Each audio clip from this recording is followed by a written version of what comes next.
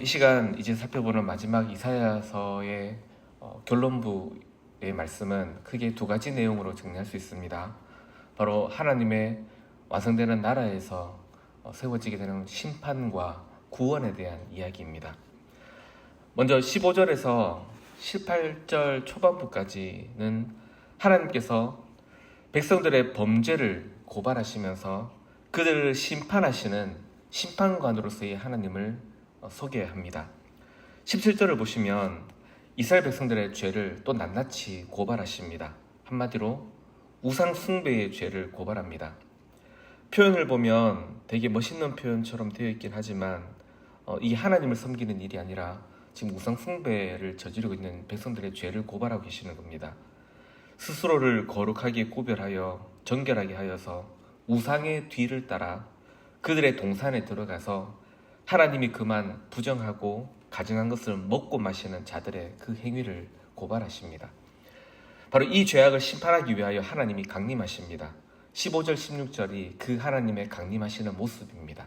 우리 15절 16절 같이 한번 읽어보시겠습니다. 보라, 여호와께서 불에 둘러싸여 강림하시리니 그의 수레들은 회오리 바람 같으리로다.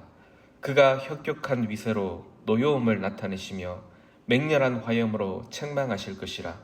여호와께서 불과 칼로 모든 혈육에게 심판을 베푸신즉 여호와께 죽임 당할 자가 많으리니. 하늘에서 불수레를 타고 불과 칼을 가지고 전쟁 용사의 모습으로 심판하러, 이 죄악의 백성들의 심판하러 하나님이 강림하십니다. 성도 여러분, 하나님이 작정하시고 계획하신 그 하나님 나라의 완성에서 반드시 이루시는 하나님의 큰일 하나가 이것이라는 사실을 잊지 말아야 합니다. 바로 하나님은 결코 죄를 간과하지 않으십니다. 죄에 대하여 반드시 하나님이 심판자로서 심판하신다는 사실입니다. 특히 이 말씀이 얼마나 엄중하냐면 지금 이 하나님의 심판자로서의 강림함을 받아 그 죄를 지적받고 있는 백성들이 누구냐면 바로 하나님의 선택을 받았던 이스라엘 백성들입니다. 하나님께서는 자기가 구별한 언약 백성이라 할지라도 언약 백성이라고 해서 그 죄가 용서되는 것이 아니라 그 언약 백성이라 할지라도 범죄함 가운데 있는 백성들, 회개하고 돌아오지 않는 백성들은 하나님께서 반드시 그 죄에 대하여 책임을 묻고 심판하신다는 것입니다. 성도 여러분, 우리 하나님께서 얼마나 죄를 미워하시는지, 얼마나 죄에 진노하시는지를 아십니까? 하나님은 그 죄를 정말 미워하시고 그 죄에 대해서 반드시 심판한다는 것을 우리에게 아주 분명하게 보여주셨습니다. 어디에서 보여주셨습니까? 바로 십자가에서, 그리스도의 십자가에서 하나님은 그 모습을 보이셨습니다. 우리가 예수 그리스도의 십자가를 볼 때 반드시 먼저 보아야 할 것이 무엇입니까? 하나님께서 얼마나 죄에 대하여 진노하시는가를 보아야 합니다. 얼마만큼 진노하십니까? 자기 아들을, 죄라면 그 자기 아들마저도 십자가에 내어주실 만큼 하나님께서는 백성들의 죄를 미워하신다는 겁니다. 하나님이 완성하시는 하나님의 나라는 모든 죄에 대한 심판을 통해서 다시는 죄가 없는 나라로, 그렇게 하나님은 그 나라를 세워 가십니다. 그러하기 하나님의 백성된 우리들은 반드시 죄를 미워하는 법을 잊지 말아야 합니다. 하지만 동시에 하나님이 완성하시는 나라는 구원의 나라임도 우리는 기억해야 합니다. 18절 후반부터 21절까지는 하나님께서 지금 이 이스라엘 백성들의 심판함과 더불어서 하나님이 새롭게 이루어 가실 구원의 나라도 하나님께서 말씀하십니다. 특별히 그 구원은 하나님께서 이스라엘 백성, 범죄한 이스라엘 백성들의 심판함과 대조적으로 하나님은 이방인들을 구원하십니다. 하나님의 그 구원 계획을 18절 후반부터 21절까지 아주 풍성하게 묘사를 합니다. 하나씩 간단하게 소개해드리면 18절에서는 문나라와 언어가 다른 민족을 모아서 하나님의 영광을 보게 만드실 거라 말씀하시고, 19절에서는 그 자기 증인들을, 어제 말씀드렸던 하나님을 신실하게 의지했던 그 남은 자들을 이방의 섬들로, 이방의 나라들로 파송하셔서 그 이방들로 하여금 하나님의 영광을 보도록 그 영광을 전파하게 만들겠다 하시고, 20절과 21절은 그렇게 하나님의 영광을 보게 된 이방인들이 하나님께로 나아와서 마치 과거 정결한 이스라엘 백성들이 하나님을 예배하듯 이방인들이 하나님을 예배합니다. 또한 하나님 역시 그들을 하나님을 예배하는 새로운 제사장과 레위인들로 삼으시겠다고 선포하십니다. 그렇게 하나님은 오늘 본문에서 먼저 택함을 받았지만 범죄한 이스라엘 백성들은 반드시 심판하겠다고 말씀하시고, 또 동시에 한편으로는 하나님은 그들이 멸시했던 이방의 나라들을 하나님을 구원받은 백성들로 새롭게 세우시겠다고 이 심판과 구원의 이야기를 함께 하고 계십니다. 근데 여러분, 하나님께서 이 두 가지 이야기를 함께 하시는 데에는 하나님이 택한 자기 백성들을 향한 중요한 뜻 하나가 있습니다. 지금 하나님이 이스라엘 백성들의 심판과 이방의 구원을 함께 말씀하시는 데에는 하나님이 지금 바로 그 심판받는 이스라엘 백성들을 향하여서 하나님의 언약적 사랑을 베푸시려고 하는 뜻 하나가 있다는 겁니다.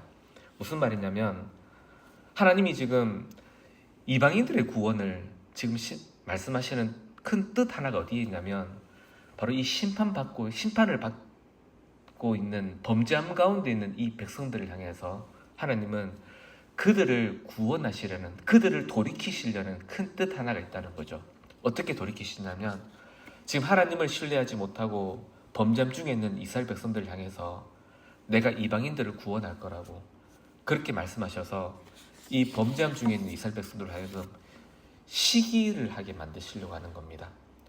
하나님을 사랑하지 않고 그 사랑을 떠나 있는 백성들을 향해서 내가 너희는 심판할 거고 이 백성들 구원할 거라고 그렇게 말씀하셔서 이 이스라엘 백성들을 하여금 어떻게 우리 하나님이 우리가 아닌 다른 백성들을 사랑하려고 하십니까? 라고 시기하게 만드셔서 이 백성들로 조금이라도 하나님께로 다시 돌이키게 만들려고 그렇게 하나님이 지금 이 심판과 구원의 계획을 말씀하고 계시다는 거죠. 훗날 바로 로마서에서 사도 바울이 이 하나님의 깊은 구원의 지혜를 찬양합니다. 그러면서 이 말씀을 통해 당시 로마 교회에 함께 있던 유대인 그리스도인들과 이방인 그리스도인들을 향해서 권면합니다. 하나님께서 그렇게 이방인 구원을 통해서 이스라엘 백성들을 시기하게 만들어서 하나님께로 돌아오게 만드시려는 이 하나님의 구원의 지혜를 찬양하면서 유대인 그리스도인들을 향해서는 겸손하게 교만하지 말고 선택받은 특권을 가진 이스라엘 백성들이라고 교만하지 말고 자만하지 말고 하나님께로 돌아오게 만들고, 동시에 또 이방인 그리스도인들 향해서는 그렇게 하나님은 먼저 선택을 받은 이스라엘 백성들일지라도 하나님께서는 버리실 수 있는 분임을 알고 마치 접붙임을 받아서 구원 얻은 자들처럼 이방인 성도들아, 너희는 더욱 겸손함을 가지고 그 경계함을 가지고 은혜에 대한 책임을 가지고 하나님께 감사하며 그렇게 성도의 지위를 잘 지켜가라고 그렇게 권면합니다. 성도 여러분, 이스라엘의 심판과 이방의 구원을 통한 하나님의 이 놀라운 구원의 지혜에 대한 이 사도의 교훈이 지금 우리에게도 여전하다는 것을 잊지 마시기 바랍니다.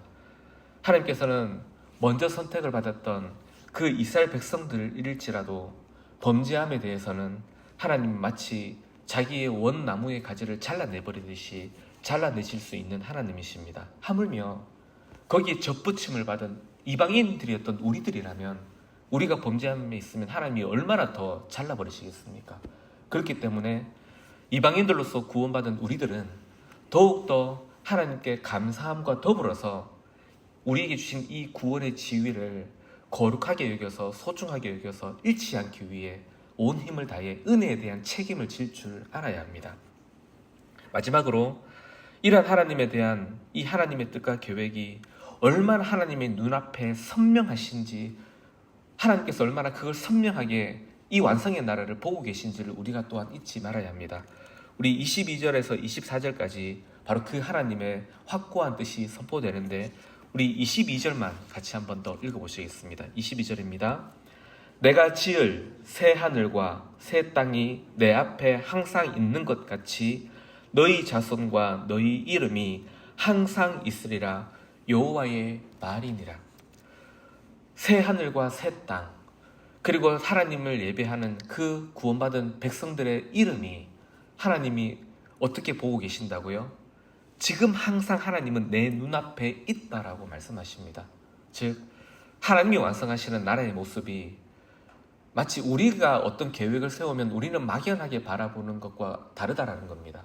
하나님은 하나님이 완성하시는 그 완성된 나라의 모습이 어떻다? 막연하게 있는 것이 아니라 지금 마치 하나님이 눈앞에 완성되어 있는 것처럼 현존하는 나라로 하나님은 뚜렷하게 보고 계시다라고 말씀하신다는 겁니다. 성도 여러분, 바로 그 하나님은 그 하나님이 눈앞에 있는 뚜렷하게 완성되어 있는 그 나라의 모습대로 하나님은 하나님의 나라를 세워가고 계십니다. 그 결실로 바로 우리가 지금 맺혀져 있는 거죠. 우리가 왜 여기서 하나님을 예배하고 하나님의 구원받은 백성들로 있게 된 거냐? 하나님의 눈앞에 뚜렷하게 현존하고 있는 그 나라를 맺어 놓으신 겁니다. 그래서 우리가 여기서 하나님을 예배할 수 있고 하나님을 믿는 백성들로 서 있을 수 있게 된 것이죠. 성도 여러분, 이런 우리들인 걸 생각하면 우리가 하나님을 구원받은 백성이 된 것이 얼마나 놀랍고 감사한 일인지 모릅니다.